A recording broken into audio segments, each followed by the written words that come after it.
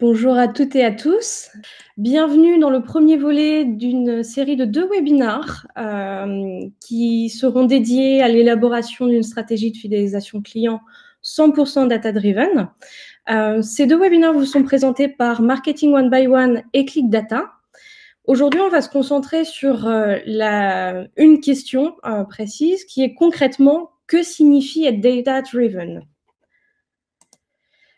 Alors, je suis Axel Dervaux, je vais modérer ce webinaire aujourd'hui. Je suis accompagnée de Hélène Clary et de Benoît Venière.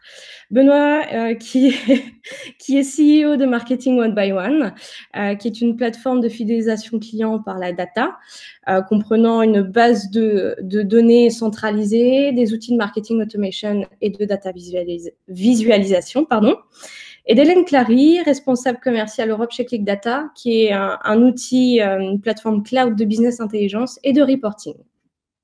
Avant toute chose, je voulais m'assurer que vous nous voyiez, que vous nous entendiez bien. N'hésitez pas à me faire un signe dans le chat en bas à droite si vous avez rencontré le moindre souci maintenant ou au cours du webinaire. Benoît, Hélène, je vous interromprai si on me soulève, si on me signale un quelconque problème. Le webinaire est enregistré. Vous aurez le lien d'ici quelques jours pour pouvoir le revoir ou le partager. Si vous avez des questions au cours du webinaire sur le sujet du webinaire, le chat est ouvert également au même endroit. Vous pourrez m'envoyer les messages, vos questions, et puis j'en prendrai note et on pourra échanger en fin de webinaire. Et vous pouvez également réagir sur Twitter et LinkedIn avec le hashtag DataDrivenWebinar. Allez, c'est parti. Alors, ces webinaires s'adressent à 2 typologies de personnes, de professionnels, de cibles. Tout d'abord, aux responsables marketing, à la recherche de bonnes pratiques de fidélisation client à l'heure des plannings et des budgets, mais également au top management qui souhaite instaurer une culture data-driven et une politique data-driven au sein de leur entreprise. Au programme aujourd'hui de ce webinaire, le déroulé de ce webinaire va s'axer autour de 3 points. D'abord, on va revenir sur le terme de data-driven, mais au-delà, on va aller au-delà de la définition de ce terme, qui est plus qu'un buzzword, c'est un vrai changement dans la manière de prendre des décisions opérationnelles et stratégiques. Et on va voir comment on peut implémenter cette culture de la donnée. On va se concentrer ensuite sur les bénéfices d'une stratégie client data-driven pour enrichir ces stratégies marketing et aller au-delà de la mesure de performance.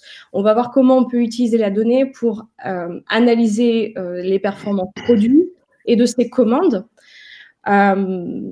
Et puis, on va prendre un peu plus de recul et se positionner au niveau du top management.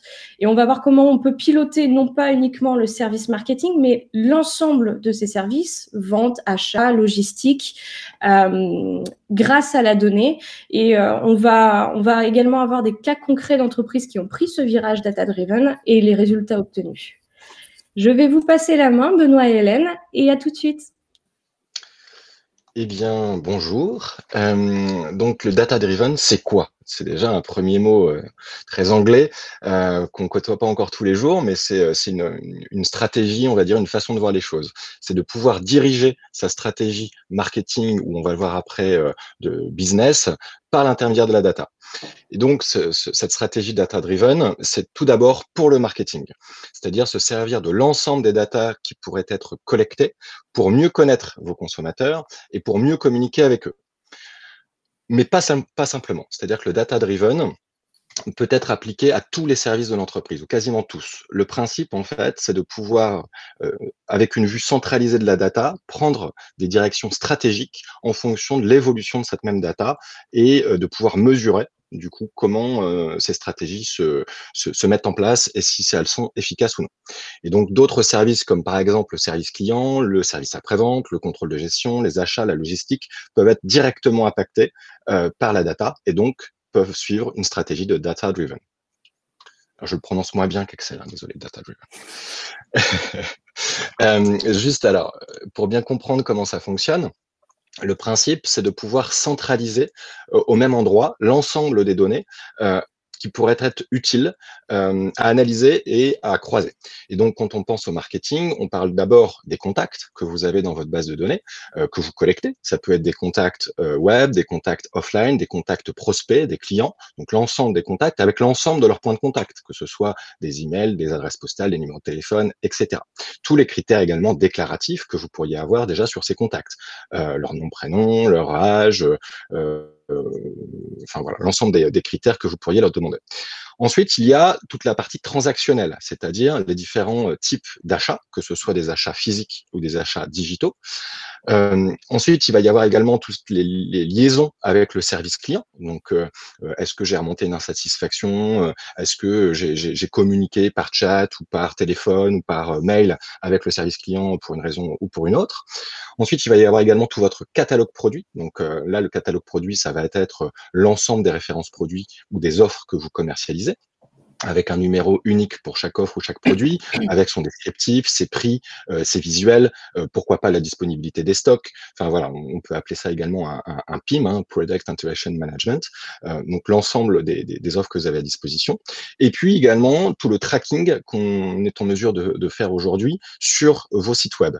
Non pas simplement pour mesurer au niveau statistique ce qu'il se passe sur le site web, hein, comme un Google Analytics pourrait le faire, mais vraiment de pouvoir attribuer à chaque contact l'ensemble des visites qu'il réalise sur votre site web, que ce soit les produits visités, les produits mis dans le panier, s'il fait appel au FAQ, le temps passé, etc., etc. Donc ça, c'est vraiment le tronc commun, entre guillemets, pour avoir une vision centralisée au niveau client. Et donc, déjà, le premier principe, c'est de pouvoir alimenter l'ensemble de ces sources de données au sein d'une base centralisée. Alors, il y a plein de noms possibles hein, sur les bases centralisées. Nous, on appelle ça une Customer Data Platform, une CDP, parce que justement, elle se focalise d'abord sur vos clients et vos prospects identifiés. Il peut y avoir d'autres structures de bases de données, comme des DMP, comme des data lakes, des data warehouse, des data mart, enfin, plein de trucs avec des data. Toujours est-il que le but est toujours le même, c'est de centraliser au même endroit l'ensemble de ces informations, de pouvoir les dédupliquer entre elles, hein, pour qu'on parle bien d'une information centralisée au niveau du contact, et de pouvoir croiser l'ensemble de ces données entre elles pour justement créer des agrégats, créer des tableaux de bord et créer des vues sur ces datas. Une fois que cette base est créée et qu'elle est alimentée en automatique par l'ensemble de ces sources, ça peut être alimenté pour certaines sources en temps réel, d'autres en différé, peu importe. Le mode de synchronisation peut être également propre à chaque source, hein, du batch, de l'API, de l'incrémental, de l'annulaire en place, tout ça peut cohabiter simplement. Une fois que cette base est créée, est alimentée, elle est hébergée, eh bien, on vous conseille, pour avoir une stratégie data-driven, de plugger à cette base de données un outil de data visualisation ou de business intelligence. Donc, c'est aussi la raison pour laquelle on fait ce webinaire avec ClickData, puisque forcément, c'est la spécialité de ClickData. Donc, cet outil de data vise, une fois qu'il est plugué, il faut garantir le fait qu'il soit bien alimenté en data et que vous puissiez accéder à l'ensemble de ces data dans l'outil data vise et que ces données se mettent à jour à la même fréquence dans l'outil data vise que dans la base de données. Et une fois que vous avez cet outil de data visualisation, il faut réfléchir à quels tableaux de bord sont les plus pertinents pour vous pour actionner différentes stratégies.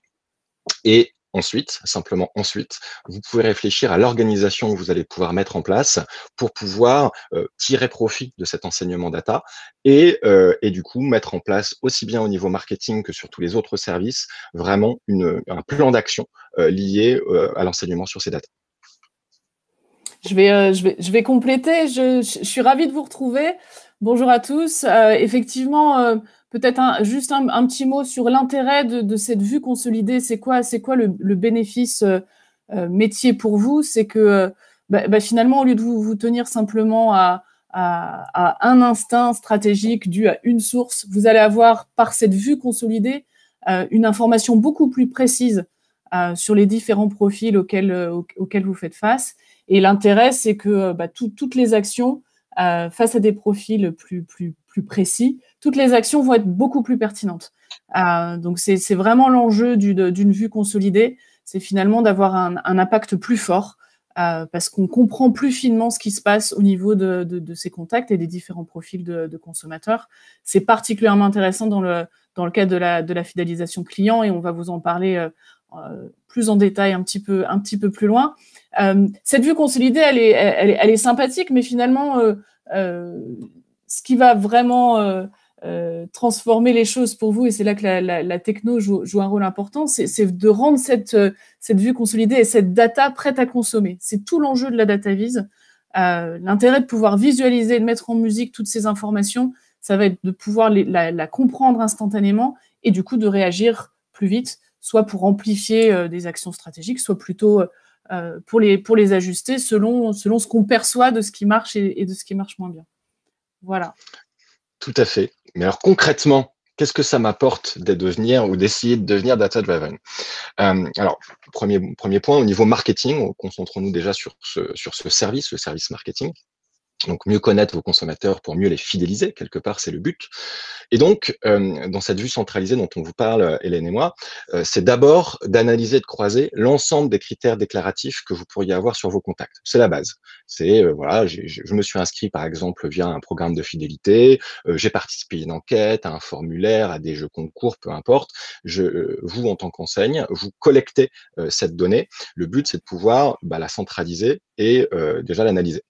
Ensuite, on va venir ajouter à cette vue déclarative une vue comportementale. C'est essentiel parce que je donne souvent cet exemple. Moi, dans les différents jeux concours, je déclare que j'ai une Ferrari.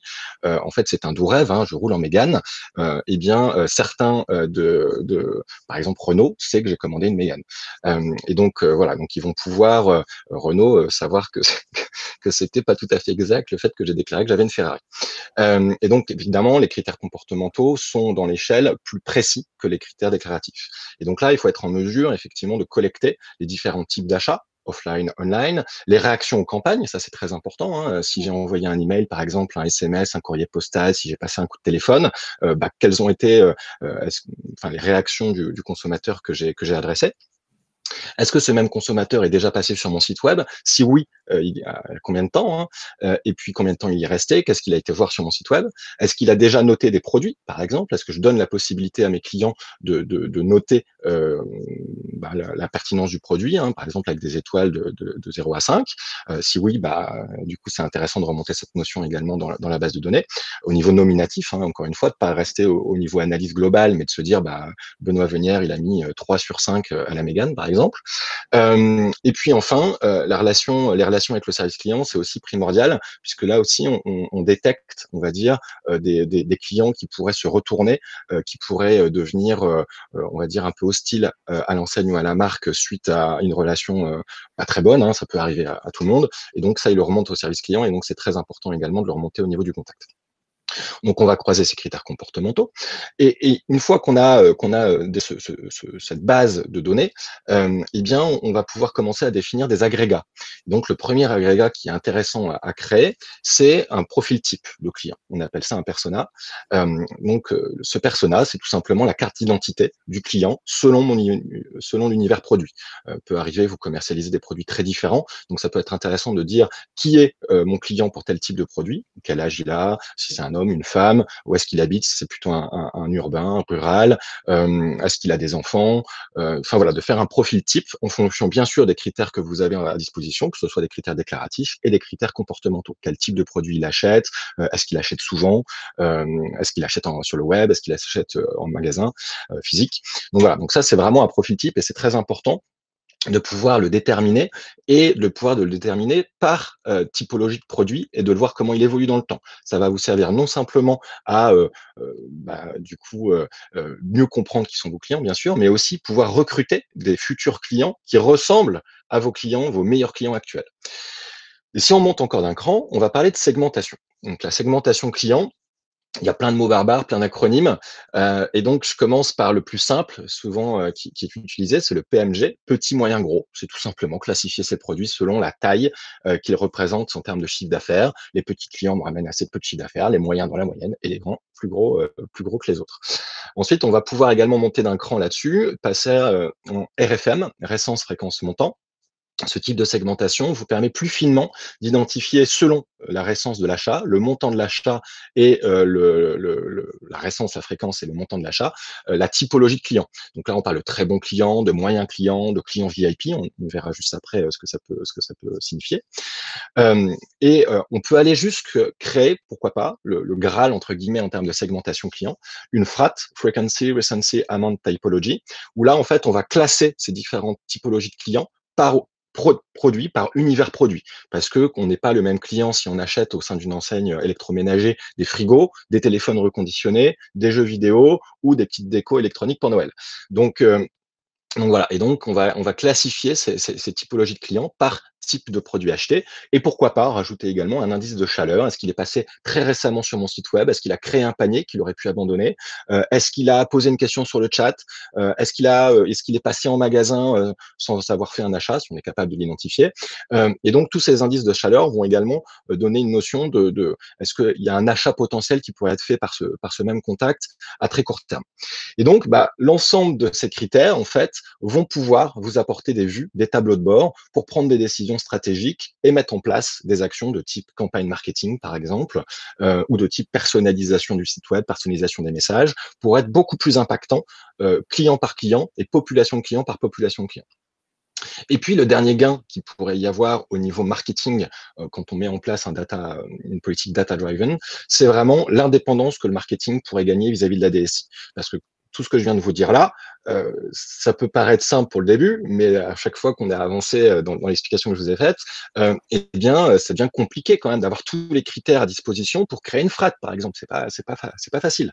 Et donc, bien souvent, le marketing est dépendant de la DSI pour avoir des extraits de données, pour avoir des comptages, pour avoir des ciblages, voilà. Et on sait tous que les DSI sont toujours débordés et que quand le marketing c'est une demande de ce type-là, généralement, le DSI n'y répond pas immédiatement.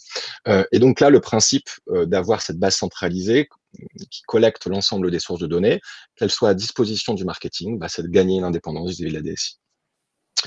Alors, une fois qu'on a dit ça, c'est bien. Je ne sais pas si Hélène, tu veux donner quelques éléments là-dessus. Si, peut-être pour compléter, l'intérêt, c'est beaucoup d'agilité. On est dans un monde qui bouge. Là, je vous apprends rien. Du coup, on peut avoir envie en cours de route de rajouter une source, de regarder une analyse sous un angle un peu différent. Et c'est vrai que l'intérêt d'une plateforme, c'est aussi de pouvoir le faire de manière tout à fait autonome et du coup plus agile. L'intérêt aussi d'automatiser un peu tout ça, c'est que les profils des clients évoluent dans le temps, les comportements de consommation évoluent dans le temps, et ça peut permettre aussi de détecter ces changements-là beaucoup plus rapidement. Donc, quelques exemples. Ici, on voit ce que ça pourrait donner, en fait, d'avoir une vue data visualisation sur sa base client. Alors, déjà, c'est tout bête, mais déjà, de voir comment se répartissent mes contacts. Si c'est plutôt des femmes, plutôt des hommes, si c'est pas très bien renseigné, quels âges ils ont. Alors ça, c'est intéressant parce que ça peut être un doux rêve que d'avoir une répartition par classe d'âge. Parce que si on n'a pas un renseignement d'âge suffisamment précis, suffisamment complet dans sa base de données, voilà ce que ça peut donner. Avoir également une répartition selon l'ancienneté des contacts. On s'aperçoit qu'en CRM, c'est essentiel de travailler sur l'ancienneté du contact. Est-ce que il a fait son premier achat il y a 6 mois, il y a 1 an, il y a 24 mois, il y a 36 mois? C'est bien sûr pas du tout la même valeur du contact en base de données. Et puis surtout, la complétude des critères que vous avez sur vos contacts. Ça peut être très très bien d'envisager une politique omnicanal et de se dire je vais faire du push-up, je vais faire de l'email hyper pointu, je vais faire du SMS. Mais si on a 7% de sa base renseignée en numéro de téléphone mobile, peut-être se calmer un peu sur le SMS et peut-être prévoir une collecte plus massive de numéros de téléphone de ses contacts avant d'imaginer toutes les campagnes qu'on pourrait faire avec. Donc voilà, donc déjà une première vue. Alors encore une fois, on commence par entre guillemets du bateau, mais c'est indispensable d'avoir ces vues sur les contacts. Ensuite, un deuxième point qui peut être intéressant et qui est quand même un peu plus rare aujourd'hui, c'est de pouvoir identifier vos visiteurs web et de pouvoir classifier ces visites. Donc, vous allez me dire, ça, je le fais déjà via Google Analytics. Je suis pas certain. Google Analytics, ça reste anonyme et vous allez avoir des vues de parcours sur votre site web qui sont des vues statistiques, des vues de grand nombre. Et vous n'allez pas pouvoir attribuer une visite particulièrement sur un visiteur précis. Qu'est-ce que Benoît Venière a réalisé sur votre site web comme visite hier ou avant-hier? Si c'est pas logué, vous allez passer à côté. Donc là, le principe, c'est de pouvoir, via par exemple un cookie first party, matcher les visiteurs qui étaient jusqu'alors anonymes avec des personnes présentes dans votre base de données, que ce soit des prospects ou des clients, et via ce match, de pouvoir voir comment évoluent les visiteurs identifiés sur votre site web. Donc ici, on voit un exemple de taux de match. Hein. Ici, dans l'exemple, c'est 60% des visiteurs qui ont été matchés. Hein. Donc c'est beaucoup, je vous l'accorde, mais nous, ce qu'on constate, on pourrait arriver vers 40-45% de visiteurs web authentifiés à chaque fois qu'ils viennent sur votre site web, sans qu'ils aient besoin de se loguer. Et on voit du coup quel type de visite ils ont pu faire, sur quels produits ils ont cliqué, quelles sont les catégories les plus visitées, l'évolution bien sûr des visites. Donc tout ça, ça reste bien sûr global, mais on peut du coup descendre un cran, vous voyez au-dessus, avec des types de segments. Donc ce dont on a parlé juste au-dessus, par exemple, vous avez calculé une RFM, référence fréquence montant, vous avez identifié quels sont vos meilleurs clients, les clients VIP, ceux qui achètent le plus souvent pour des plus gros montants, etc. Et bien là, vous allez pouvoir voir comment ils visitent votre site web, ces clients VIP. Et vous allez pouvoir comparer ces visites avec des visiteurs lambda, soit des prospects, soit de nouveaux clients. Et du coup, pouvoir peut-être optimiser le parcours de visite de vos nouveaux acheteurs par rapport à ce que vous avez constaté des parcours des clients VIP, par exemple. Et puis, donc on remonte encore d'un cran. Ici, on va parler de matrice de passage que vous pourriez obtenir avec un outil de data visualisation plugué à votre base client centralisée. La matrice de passage, c'est fondamental en termes de marketing direct. Et donc, les grands VADistes ne nous ont pas attendu pour les mettre en place. Hein. Les Redoutes 3 Suisses, il y a quelques années, faisaient déjà des matrices de passage très précises. Et donc, les matrices de passage, c'est tout simplement pour voir comment évoluent vos segments. Donc, on voit ici à gauche, dans le tableau en bas, quels sont les segments. Donc, VIP, Very Good Customer, Good Customer, Active, Inactive, New Customers. Et en fonction de ça, de voir dans quel segment appartenaient auparavant ces mêmes clients. Donc, c'est essentiel pour se dire, bah, mon client VIP, avant, il était majoritairement très bon, très bon. Bah, c'est bien de dire ça, mais c'est bien aussi de savoir que les inactifs, en fait, auparavant, ils étaient quoi? Les inactifs, bah avant, là, ici, on le voit dans la statistique, majoritairement, c'était des nouveaux clients. C'est intéressant de le savoir. Peut-être que mon package d'accueil de nouveaux clients n'était pas suffisamment pertinent pour garder un niveau d'activité suite à ce premier achat, par exemple. Donc, on voit bien que la matrice de passage, c'est de voir comment évolue une segmentation dans le temps et de quelle est la base de départ, entre guillemets, d'un client avant d'accéder à un nouveau segment. Donc ça, c'est vraiment pour voir comment évoluent mes contacts et quelle est la photographie de mes contacts. Mais concrètement, ça m'apporte quoi? J'insiste dessus parce que data-driven, bien souvent, ou data visualisation, on l'a vu dans le passé, il y a pas mal de structures qui ont essayé de les mettre en place et qui, en fait, se sont ah bah ouais, ça marche comme ça, mais qui, en fait, n'ont pas forcément mis en place les actions pour surperformer suite à l'apprentissage qu'ils avaient fait sur la data visualisation. Et là, ici, on vous donne un exemple de performance, justement, de mise en place d'une stratégie data-driven. Donc, c'est vraiment sur la performance des campagnes. Vous les voyez ici en bas à gauche. Donc l'exemple est un exemple d'un de nos clients qui est Electrodépôt, qui a mesuré l'évolution des taux d'ouverture et des taux de clic email du coup sur l'évolution de leur stratégie. Et donc auparavant, ils faisaient des newsletters one to all, c'est-à-dire j'envoie ma newsletter à toute ma base et puis je vois bien comment ça réagit, mais c'est les mêmes produits, ma newsletter, etc. pour tout le monde. Ils avaient en moyenne, alors c'était pas trop mal, 25% d'ouverture, 4,5% de clics.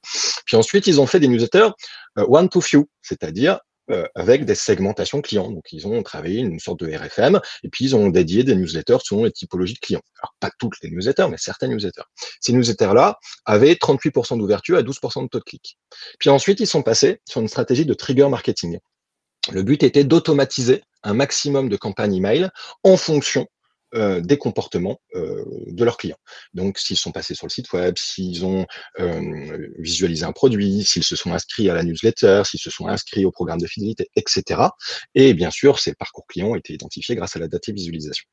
Et donc là, on voit que les triggers email ont généré 40% d'ouverture et 9% de taux de clic.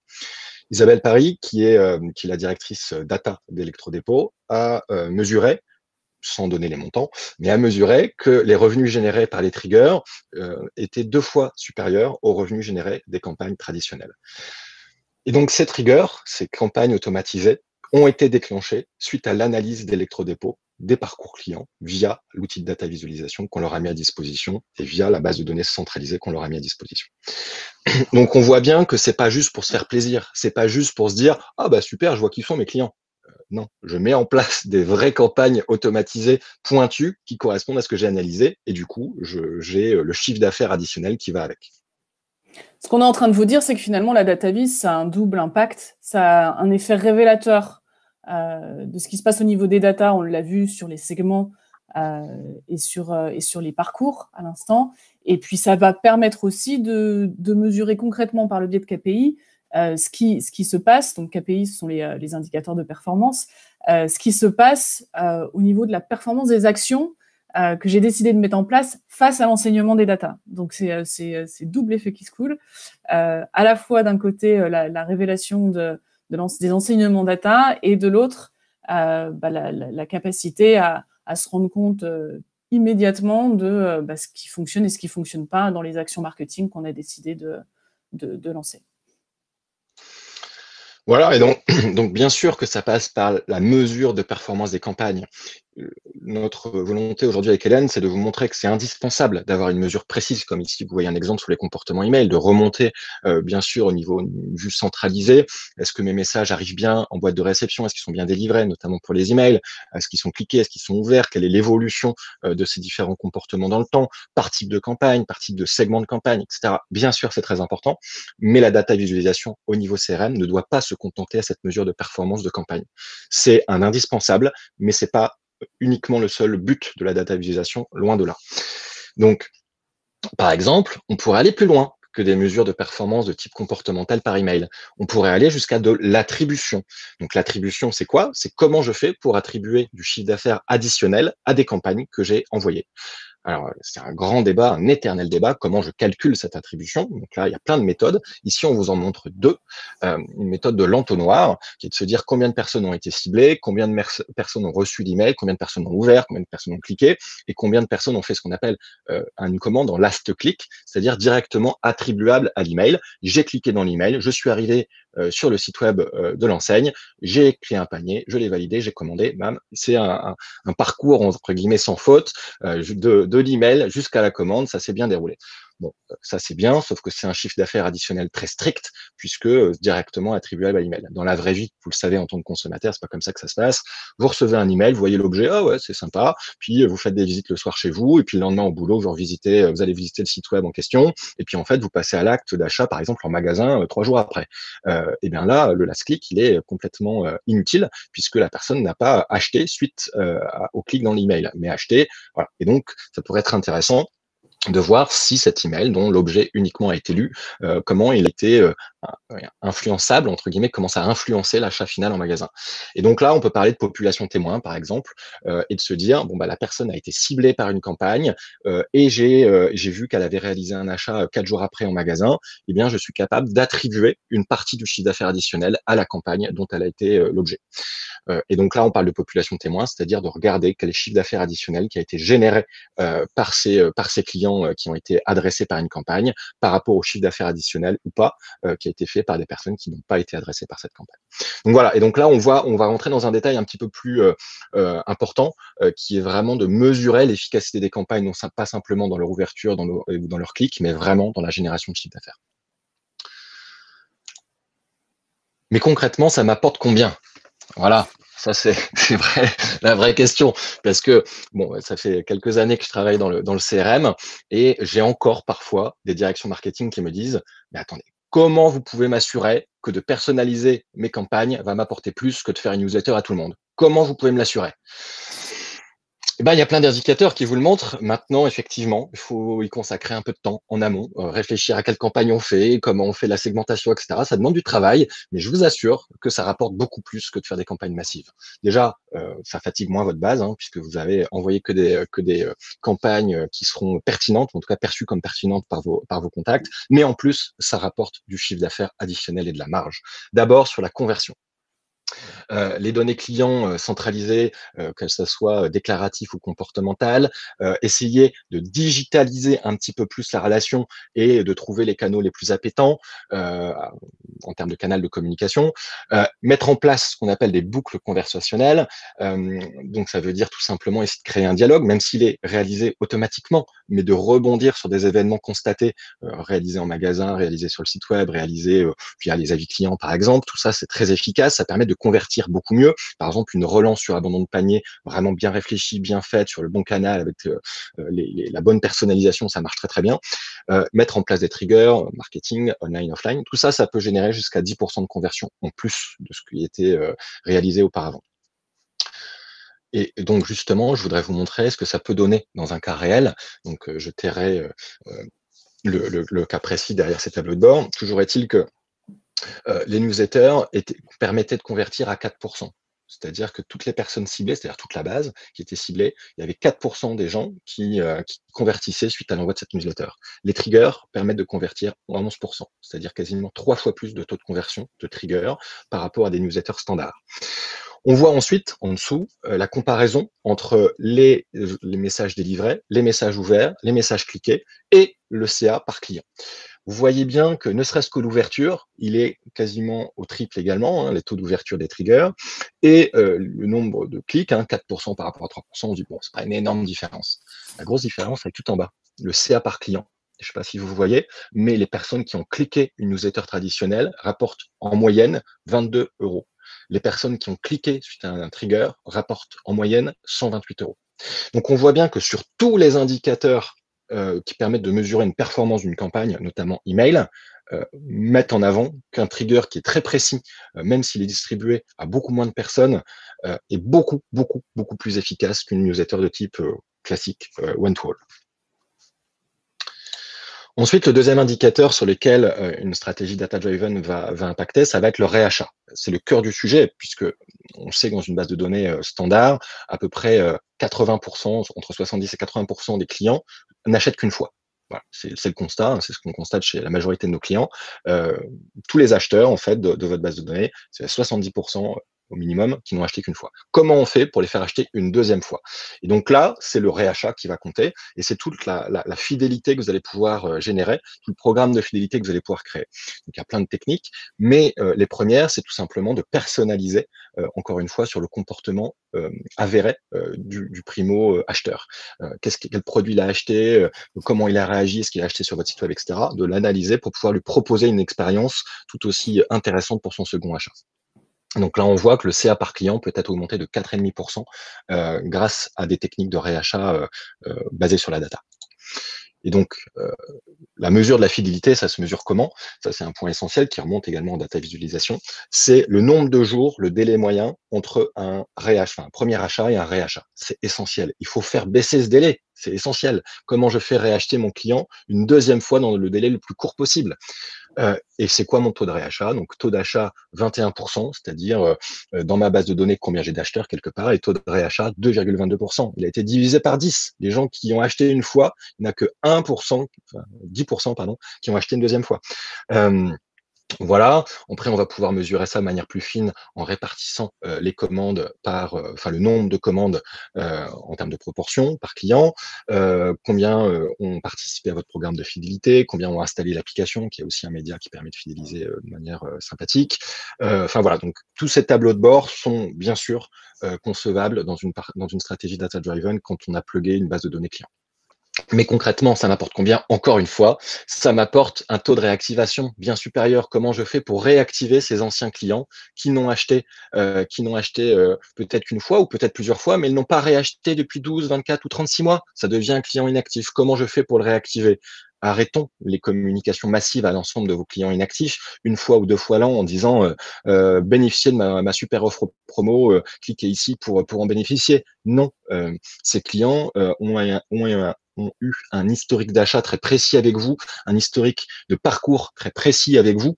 Prenez on va dire pour base, cet historique que cette personne a eu avec vous, pour la recontacter, peut-être avec le même univers produit qu'elle avait acheté la précédente fois, peut-être avec, je sais pas moi, un avantage particulier, par exemple de proximité d'un magasin à côté de chez elle, des choses comme ça, et pour la réactiver. Et souhaitez-lui un joyeux non-anniversaire de commande, plutôt qu'attendre vos 2 opérations coup de poing dans l'an. Programmer des triggers automatiques pour dire vous n'avez pas commandé chez nous depuis 1 an, vous nous manquez. Et d'ailleurs, vous aviez commandé ce produit. Vous savez qu'on a une nouvelle version disponible aujourd'hui.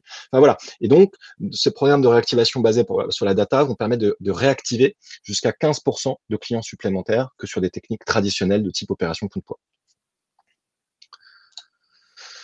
Et donc voilà, donc des petits indicateurs qui vont permettre de visualiser par rapport à sa ancienneté de clients, quelles ont été les commandes qui ont été réalisées, quel type de produit. Donc là, je vous montrais tout à l'heure un tableau de bord un petit peu plus précis sur les produits, mais voilà, l'ordre d'idée, c'est ça, c'est de se pouvoir, en fonction des typologies de clients, regarder les commandes et les types de produits qui ont été réalisés.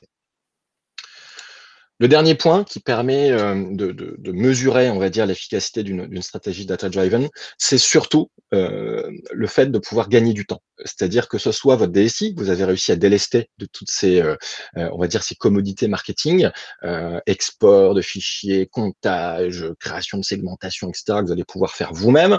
Mais c'est aussi votre temps à vous en termes d'opérationnel marketing, c'est-à-dire que vous devez comme tout service marketing, passer beaucoup de temps à planifier vos campagnes, à créer le contenu de vos différentes campagnes, à trouver les bonnes promos, etc., trouver les bons produits à pousser. Eh bien, il y a une grande partie de ces campagnes qui peuvent être automatisées.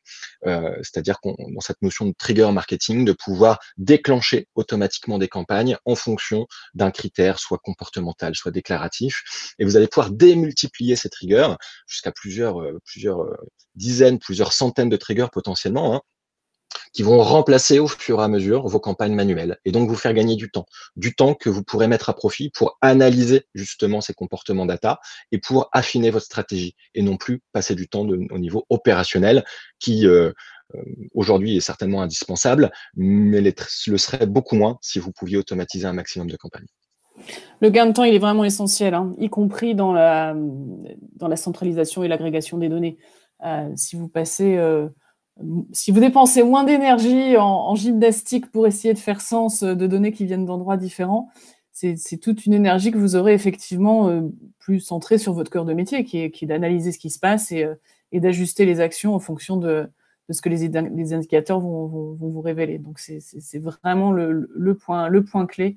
Et ce qu'on va essayer de résoudre avec de la techno qui fonctionne, c'est de vous faciliter la vie et de vous donner la possibilité de vous centrer vraiment sur l'essentiel, à savoir, comme le disait Benoît à l'instant, l'analyse et les bonnes actions pour alimenter le chiffre.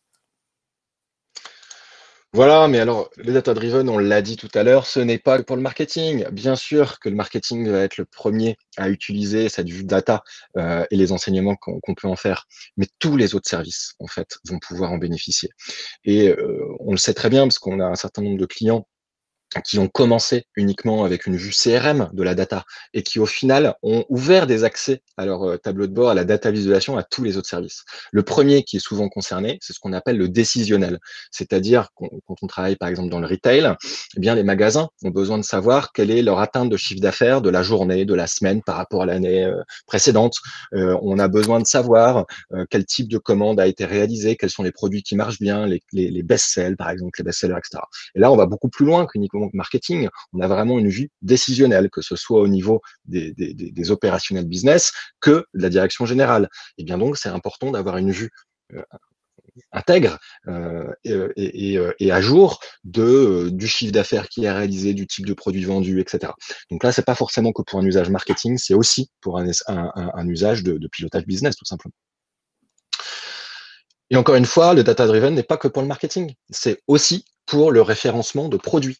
C'est-à-dire que quand on est encore une fois un e-commerçant ou un retailer, eh bien, on doit être en capacité de mesurer la pertinence des produits qu'on référence. La pertinence, vous allez me dire, c'est la marge, bien évidemment, mais ça, vous n'avez pas besoin de beaucoup de data pour la calculer. Vous avez un prix d'achat, un prix de vente, vous connaissez un peu le taux de contribution de votre enseigne, donc c'est assez facile à calculer. Par contre, ce qui va vraiment être important de mesurer, ça va être, c'est ce que mon produit que je viens de référencer me permet de recruter des nouveaux clients. Est-ce que ce nouveau produit me permet de générer du trafic, que ce soit en magasin physique ou sur ma boutique web? Est-ce que ce nouveau produit me permet de générer un deuxième achat, un troisième achat, de fidéliser mes clients? Et ces indicateurs sont des indicateurs indispensables pour savoir si j'ai suffisamment de stock sur ce nouveau produit, si ça sert à rien, qu'il faut que j'arrête ce produit, et puis aussi de pouvoir confronter, par exemple, la notation, les avis clients que vous collectez. Et là, de les répartir, non pas simplement pour voir si, de manière générale, vos clients sont satisfaits, mais de pouvoir très précisément identifier des produits qui remontent comme étant des problèmes récurrents dans les avis clients. Donc, vous avez les indications au niveau du service client, vous avez les indications au niveau des avis clients. Peut-être que les produits que vous commercialisez depuis peu de temps sont en fait un peu défectueux, ou peut-être que le transporteur auquel vous faites appel systématiquement a tendance à pas bien distribuer les produits, pas dans les temps, etc. Donc, on voit bien que au niveau logistique, au niveau référencement de produits, au niveau décisionnel, les tableaux de bord vont vous apporter des vues très, très intéressantes.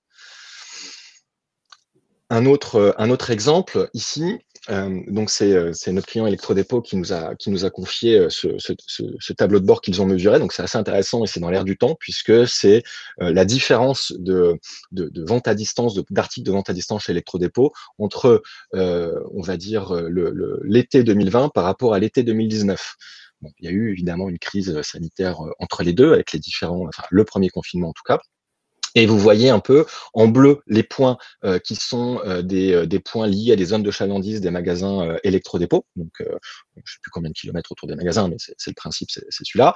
Et les points rouges qui sont, elles, des zones en dehors des zones de chalandise. Et donc, on voit que les magasins Electrodépôt ont conforté, entre guillemets, leur présence physique pour générer des commandes online. Pour autant, les magasins étaient fermés. Donc, on voit bien quand même que la présence des magasins a continué à générer des ventes à distance dans les zones de chalandise, mais aussi qu'Electrodépôt a gagné, on va dire, des clients qui étaient en zone blanche, qui n'étaient pas du tout proches d'un magasin et qui ont été gagnés pendant cette période de confinement. Donc, on voit aussi que la data visualisation pourra apporter certains enseignements de ce type-là. Le dernier exemple, également ici, c'est un exemple de délai de livraison.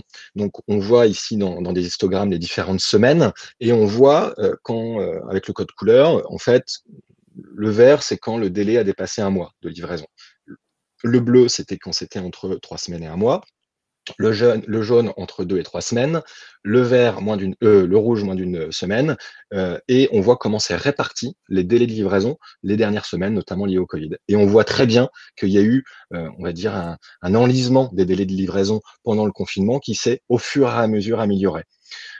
Et donc, on voit à partir de quelle semaine il y a eu exactement ce changement, on va dire, de paradigme par rapport au délai de livraison. Donc, on voit bien aussi ici qu'au niveau logistique, ça peut avoir un attrait très important.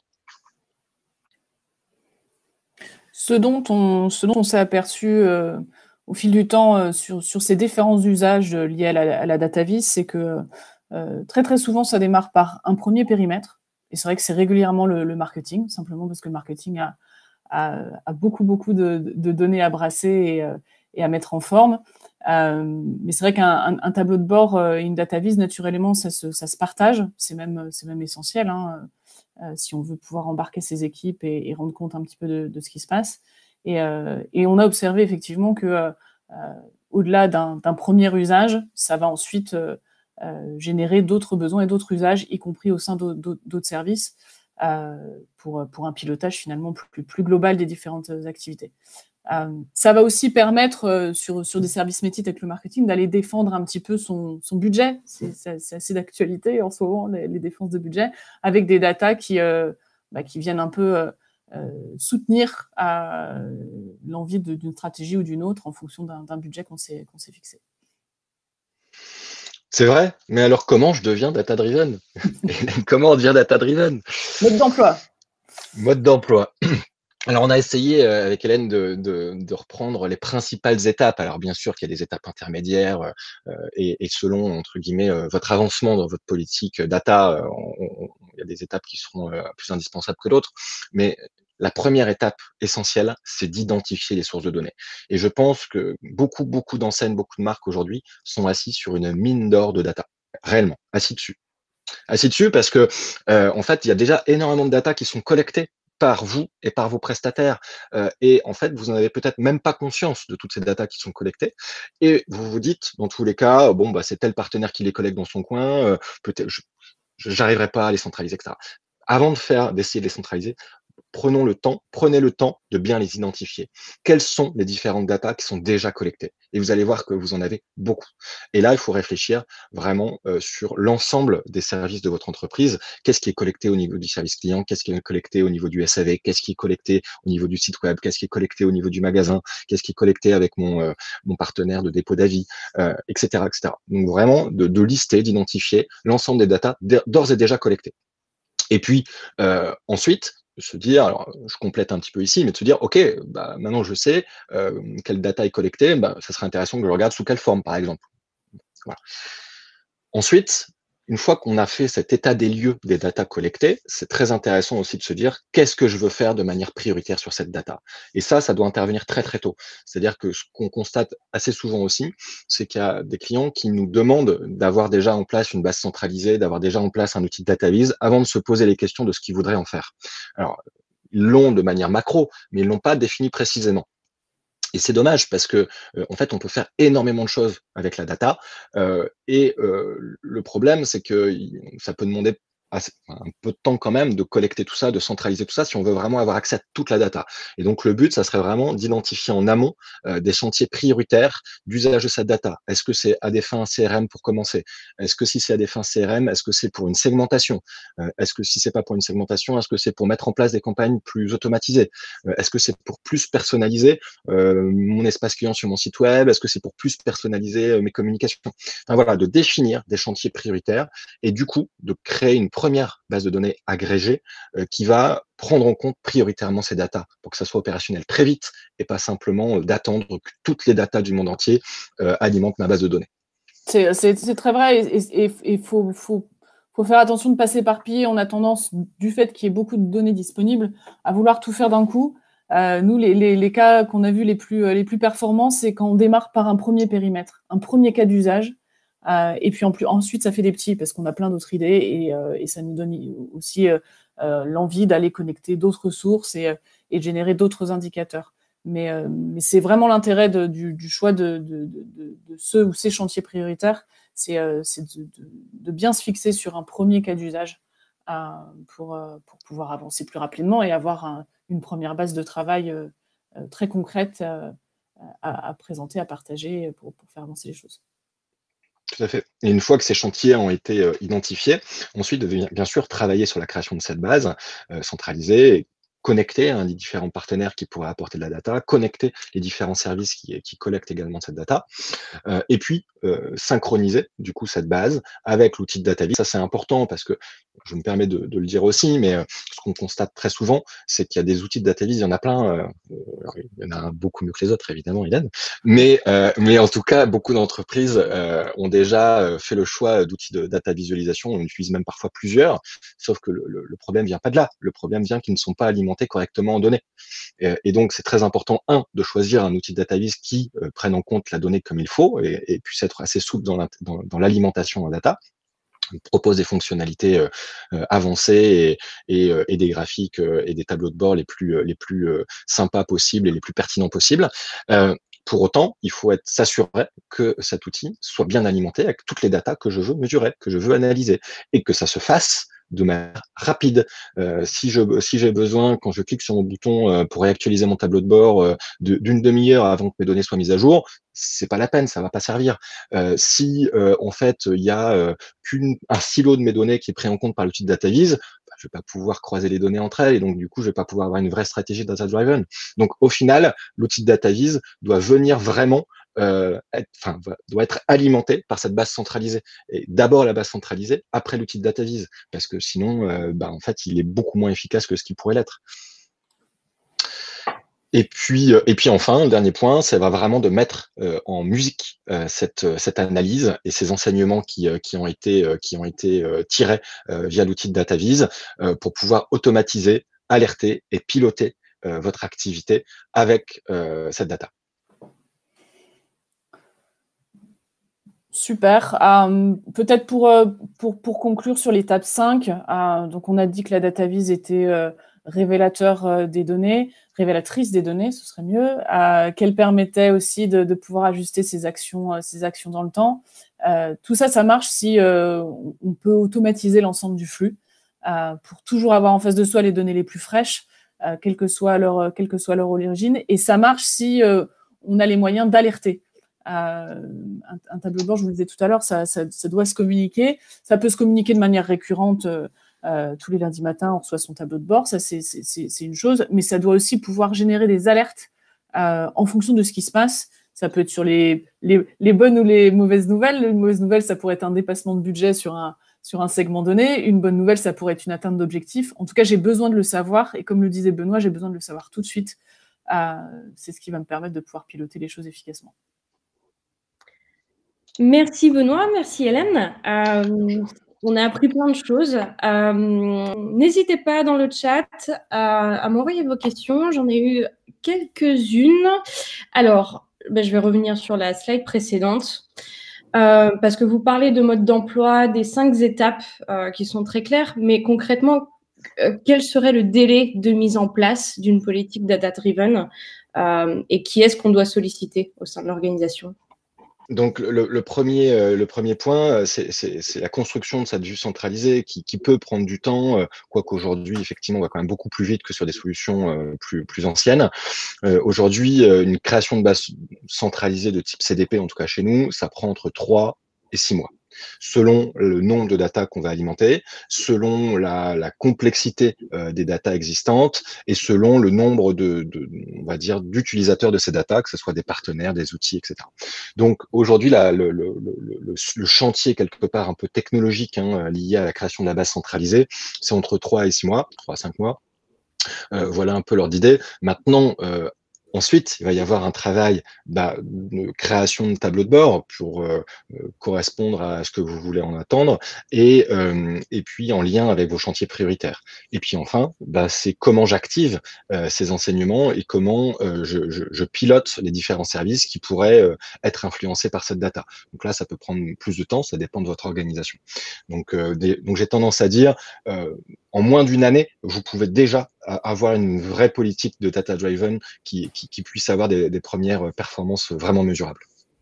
C'est vrai que là, pour moi, on est sur l'ensemble de ces datas. Si on démarre par un premier cas d'usage, nous, on l'observe chez nos utilisateurs aujourd'hui, un premier périmètre d'une dizaine d'indicateurs, c'est quelque chose qui peut être opérationnel en quelques semaines. C'est aussi l'intérêt de ne pas être peut-être trop gourmand et très complet sur ces premiers tableaux de bord.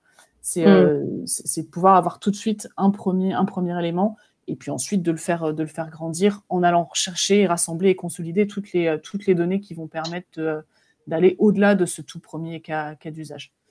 D'accord. Très clair, merci. Alors, on dépasse un petit peu le délai, mais pour ceux qui sont toujours là, on a eu une autre question. Quel budget faut-il prévoir pour intégrer une Customer Data Platform et un outil de data viz? C'est étonnant, je m'attendais à cette question. Systématiquement, quand on fait un webinaire, il y a toujours la question budget qui arrive. Donc, bien évidemment, ça dépend de ce que vous voulez en faire et ça dépend de la taille, entre guillemets, de la base de données à créer, en tout cas sur la partie CDP, du nombre de sources, on en a parlé, du nombre on va dire, d'utilisateurs de cette data, du nombre de contacts que vous avez en base de données et de la profondeur d'historique que vous devez analyser. Donc, tous ces critères sont à prendre en compte. Toujours est-il qu'aujourd'hui, la création d'une CDP va varier entre, on va dire, 20 et 50 000 euros. Donc, c'est beaucoup plus accessible que les technologies qui étaient disponibles il y a encore quelques années où ces budgets étaient multipliés par 3 ou par 4. Donc, ça reste bien évidemment un investissement qui va être largement rentabilisé. On a pu vous le montrer juste avant. Toujours est-il qu'on reste sur des montants qui sont accessibles pour des acteurs, notamment du middle market.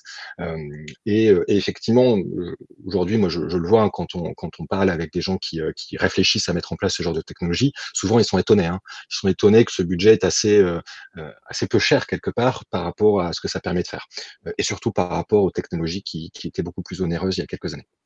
Donc voilà sur la partie CDP. Après, il faut bien sûr accompagner, pourquoi pas être accompagné dans la création. Donc il peut y avoir effectivement un certain système de consulting ou de faire en full service. Donc il peut y avoir aussi un budget associé. Et puis ensuite, on va également parler de licences mensuelles pour pouvoir être en mesure d'utiliser sa CDP et son outil de DataVis. Et là, les licences mensuelles vont varier, on va dire, de 1500 jusqu'à 5000 euros par mois, en fonction, toujours pareil, du nombre de contacts que vous avez en base, si on parle de quelques dizaines de milliers ou si on parle de plusieurs millions, et en fonction du nombre de flux qui alimentent cette base de données et qui ressortent. Voilà. Et donc ça, c'est les critères que nous, en tout cas, on prend en compte pour budgéter. Et donc, voilà, la fourchette, elle est à peu près là. Très bien. Merci beaucoup. Si j'ai d'autres questions, n'hésitez pas à les envoyer toujours. On va conclure pour aujourd'hui, mais on répondra à vos questions directement par mail. Je vais exporter l'historique du chat. Merci à tous d'être avec nous aujourd'hui et nous vous donnons rendez-vous pour la deuxième partie de cette série de webinaires. Aujourd'hui, on a vu en théorie comment ça se passait. En janvier, on va se pencher sur la pratique avec des démos, avec nos experts produits chez Marketing One by One et Click Data. Et on va vous montrer comment utiliser toutes ces données pour construire votre tableau de bord dans un outil de data visualisation. Ça va être une séance d'une demi-heure. Donc, on vous donne rendez-vous le jeudi 7 janvier 2021 à 11h. Le lien, vous allez, à la fin de cet événement, vous allez être redirigé directement sur la page de sign-up pour le deuxième webinaire. Donc, pour ceux qui ne se sont pas encore inscrits, n'hésitez pas. Et puis, merci encore énormément d'avoir assisté à ce webinaire. Et puis, on vous dit à bientôt.